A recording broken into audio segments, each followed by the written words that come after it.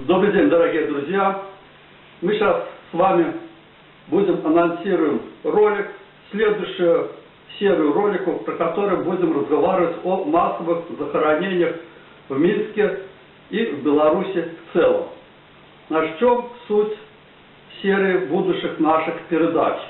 Дело в том, что демонизация органов НКВД и переписывание всей нашей истории, как довоенной, так и военных времен, она основывается на том, что у нас был преступный режим, и вот этот преступный режим, он фактически держится на том, что зверствовали органы НКВД. Но для того, чтобы продемонстрировать, как эти органы НКВД зверствуют, нужны жертвы.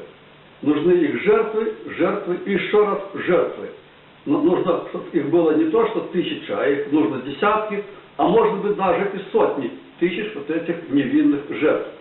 И что у нас делают вот эти прозападные технологи, то, что у нас БНФ называлось когда-то раньше, движение Поздняк, и вся вот эта шушера, которая поддерживает вот эту концепцию. Они просто переписывают жертвы фашистов на счет НКВД. Как это делается? Очень просто. Те жертвы, которые не были обнародованы чрезвычайной государственной комиссией в 1944 году, все то, что было найдено после того, они все это считают жертвами НКВД. Ну а подробно, как это вот будет выглядеть, какие поиски мы провели и какие доказательства были найдены, мы будем разбирать по каждой захоронению в отдельности. Вот, в принципе, такая серия передач нас ждет в будущем, и мы будем вам их периодически по мере изготовления роликов, по мере изготовления нахождения материала, мы эти ролики вам будем демонстрировать. То есть мы не будем сейчас все открывать, но только скажем, что определенный список, который, как само собой понятно, один из известных деятелей исторической науки белорусской подал как места захоронения жертв НКВД. Александр Степанович прошелся основательно по документации, и один за одним мы покажем, что это места, где лежат жертвы гитлеровцев. То есть Куропатский фейк, он не был чем-то уникальным в своем роде. Он должен был стать застрельным фейком для полного переписывания истории Советского Союза. Что он этот товарищ скажет? Хотелось бы отметить такой момент. Это не просто выливание грязи на нашу историю. Это еще одновременно и обеление фашизма, обеление нацизма. Когда они переписывают преступления нацизма и фашизма на нас, они не просто обливают грязью нас, они пытаются сделать фашизм светлым, белым, пушистым, с которым можно жить. И что мы видим сегодня в Европе? Мы видим, что те методички, которые работали тогда, они работают сейчас практически без изменения. Те же БЧБ флаги коллаборантов, те же гимны Арсеньевой, значит, те же понятия националистические. Это все возникает снова. Кстати, я перебью. Латиница. Латиница. Это вот когда читаешь документы о том, какие были множества немцами сделаны во время оккупации, было написано, что указатели на дорогах были написаны на белорусском языке, а снизу то же самое было продублировано латиницей. Пожалуйста, вот то, что мы сейчас видим в Минске на остановках, на метро, все повторяется один к одному, как было при немцах. Так что как тут...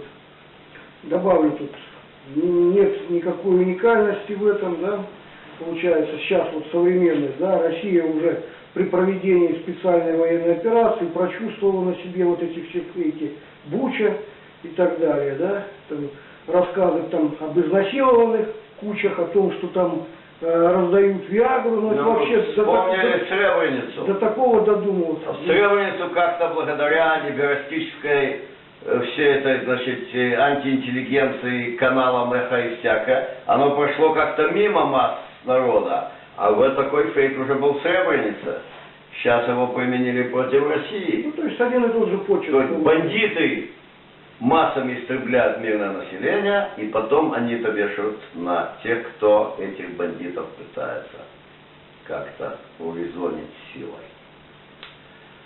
Так что ждите, в скором времени мы начнем демонстрацию вот этих роликов, где будет по каждому захоронению подробно рассказано, кто, когда, даже вплоть до фамилий, кто где расстреливал. Выведем куропатский фейк из его исключительности. Да. Покажем, что готовились еще и еще и еще куропаты. Начнем Просто не успели Да. реализовать.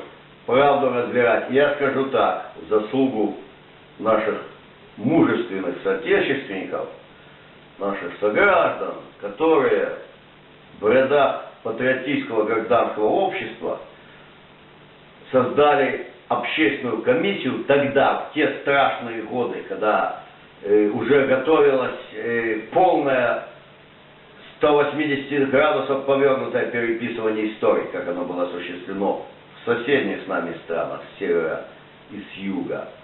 И они встали против этого фейка, и более того, даже из правительственной комиссии, большинство, 12 членов из 21, при всем том давлении, которое оказывалось на них из коллаборационистского Кремля тогда, они отказались от той чепухи, которую заставили подписать. И, очевидно, это затормозило выход этих куропат в свет. Но на письме осталось, и мы сейчас это разберем до конца.